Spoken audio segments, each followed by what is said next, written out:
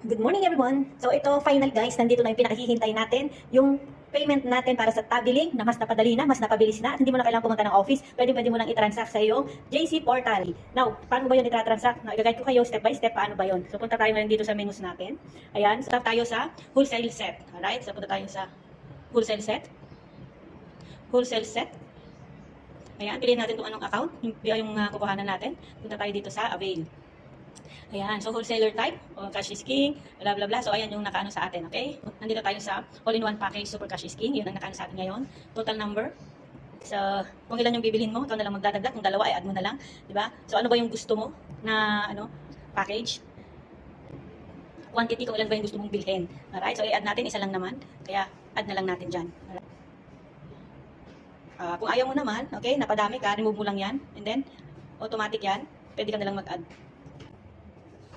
So, kung gusto mo tatlo. Kung gusto mo naman na isa lang, okay? Add. Ayan. Okay, next lang natin. Ayan. So, payment, nakalagay na dito. Ito yung delivery or pangalan nung kukuha. Pwede mo naman itong palitan kung sino yung magbabayad.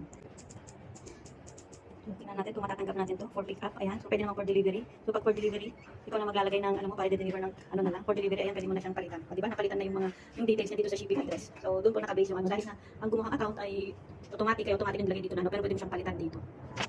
Okay? So, kung for delivery, yan ang mangyayari, pero kung for pick up, ayan, papalitan din. Alright? So, dito, makikita mo na dito sa baba yung tabi. So, pipili mo na lang yung tabi. And, ayan na siya, nandito na yung total amount, processing fee, blah, blah, blah. Okay? So, proceed natin. So, pwede na naman send payment to someone else.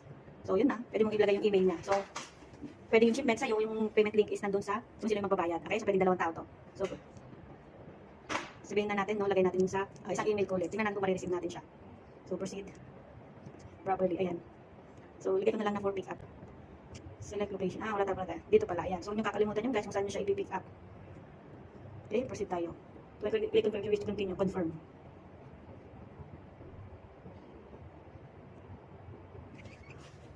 Ayan. So, package amount. So, tingnan natin kung magkano ang maano niya. So, nakalagay na dyan kung ano yung transaction number mo. So, puntahan natin yung email natin sa'yo. So, nandito siya.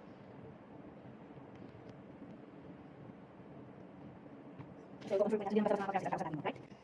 So, ito na yun guys. Kung makikita ninyo, parang whole, no? Pinakita na nila yung total. Pero dito, pagdating dito sa Tabi Payments, makikita mo dito na napalitan na siya. Nagiging 4 equal installment na. So, ang due today mo is 563. So, huwag kang mag-alala kung buhay na nakikita mo doon sa, sa pang-checkout kasi yung talagang total babayaran natin. So, ito talaga yung magiging payment mo monthly. Alright? So, yun lang guys. Sana mo sundin yung tutorial natin and good luck sa ating lahat.